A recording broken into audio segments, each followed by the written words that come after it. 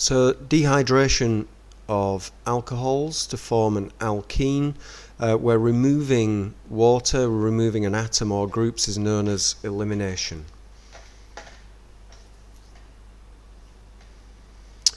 The reagent for this reaction will be conch sulfuric acid, and the conditions are to heat. Looking at a simple example such as ethanol. So there's our ethanol molecule.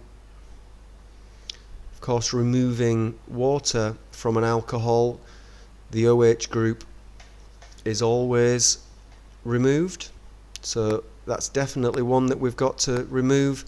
And in terms of the hydrogen, what we want to do is go next door to the OH group and pick a hydrogen from there. In this case, that's the carbon we're looking at, and we've got a choice of 3 possible hydrogen atoms, so just one of those in addition to the OH group will be removed. What will that give us? Well, it's the simplest possible example. We've just got the 2 carbons.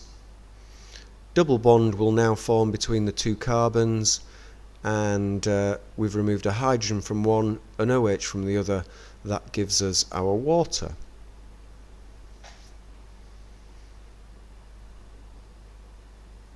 Let's have a go at doing this one. So propan-1-ol, OH group on the first carbon,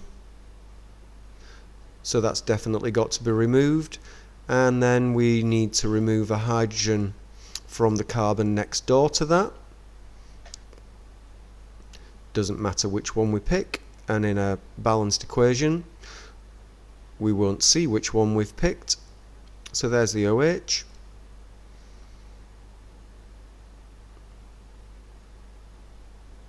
Let's go for that hydrogen. So what's that going to make? Well, we're going to get an alkene. Double bond between the first and second carbons.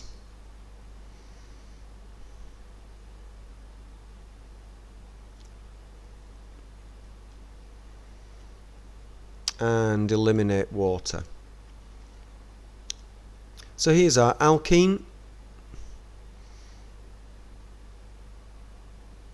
We can see it's going to be propene, 3 hydrogens around there. We just need to be careful here. So that middle carbon, tempting sometimes to put 2 hydrogens on, but of course it only needs 1. Make sure that your carbons have only got 4 bonds. So there's our propene, as well as the water we've eliminated.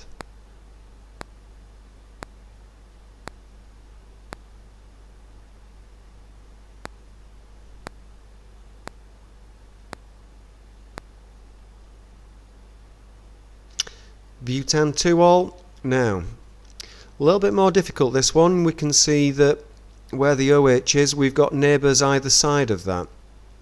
So we've got a choice here. We could remove the carbon, we could move a hydrogen from that carbon. So that one in yellow, or I could remove a hydrogen from the blue carbon. So that hydrogen. So I'm going to have a mixture of products this time. We'll go down either side of the page to look at the products.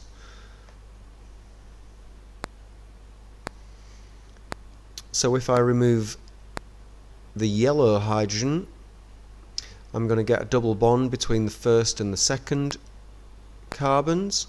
So that's going to make but-1-ene.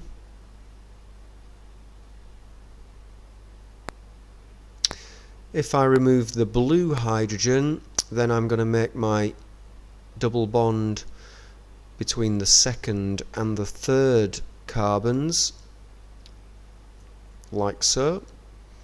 So you can see that I've made but-2-ene there. Now if we're talking about a number of products that we might make, some of you might have spotted that with but-2-ene we could also get EZ isomers.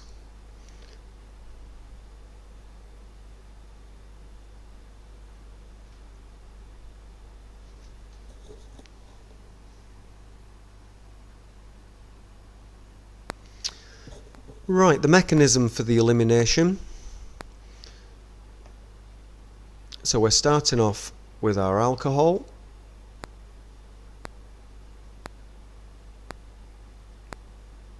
We don't bring along the sulfuric acid, so we just bring along a hydrogen ion that the sulfuric acid will provide. So where are the electrons in this mechanism? They're on the oxygen, so we'll show the lone pair, and that's going to pick up that hydrogen ion. So that's the first step.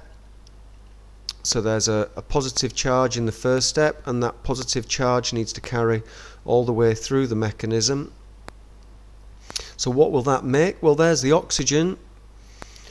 All that's happened is that it's picked up a proton, but that oxygen now is positive because it's shared its electrons with the hydrogen ion, effectively losing one.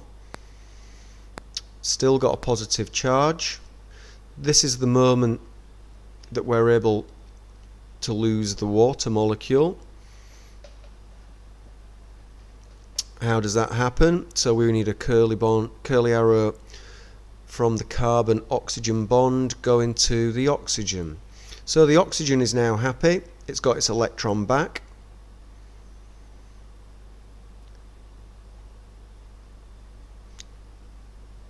However, the carbon, which has just got rid of the water, has now lost its electron. So where's the positive charge? There's the positive charge now on the carbon. So carbon, the positive charge moved from the hydrogen to the oxygen. It's now on the carbon. We can finally form the alkene. So remember, we're aiming for a double bond. So just maybe pause the video, see if you can work out where that's coming from.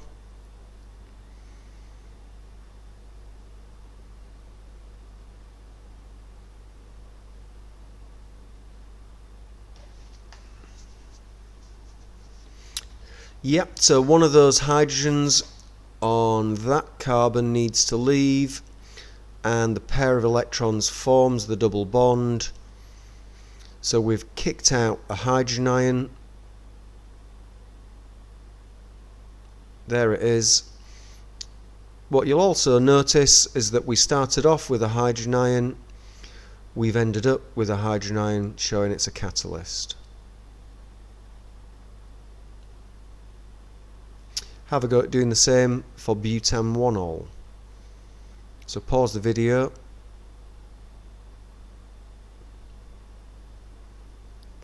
Okay, first curly arrow, picking up the hydrogen ion. What does that make?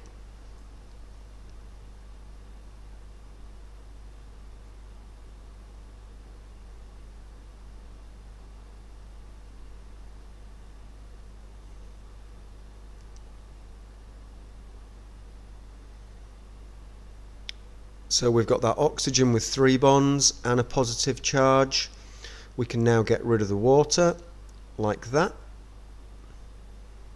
So the carbon on the end will now just have 3 bonds, and it will have the positive charge.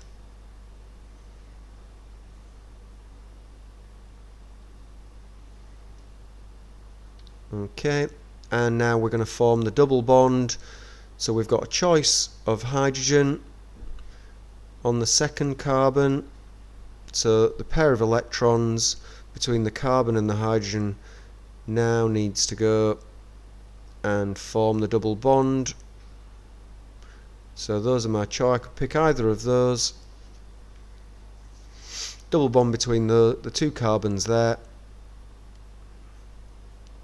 So I'm going to pick for this one. Here comes the curly arrow.